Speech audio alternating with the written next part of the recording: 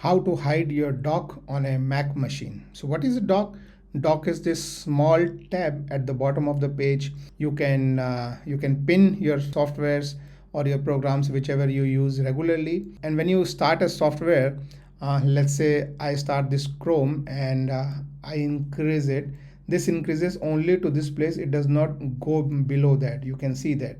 Why? Because this dock is taking some space, but if I want to spread it to the full size, either I have to go and click this window, but that will make it full size and not here. So if I don't want to do this, I can go back and make sure that this dock is hidden when I'm not using it. So for that, what you need to do is go to this place.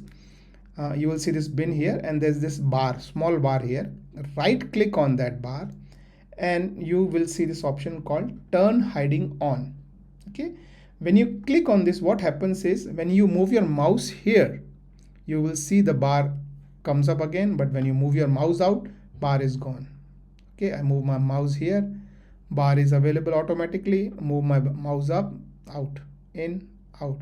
So this is how you hide your bar. If you want to change that again, just go here again, right click and turn hiding off.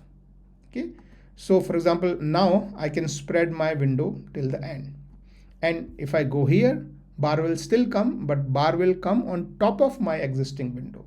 So if you want to use the full window, just enable this. That's the simple way how you can hide or show your dock on your Mac machine. If you like the video, give it a thumbs up and do subscribe for more such videos. Bye bye.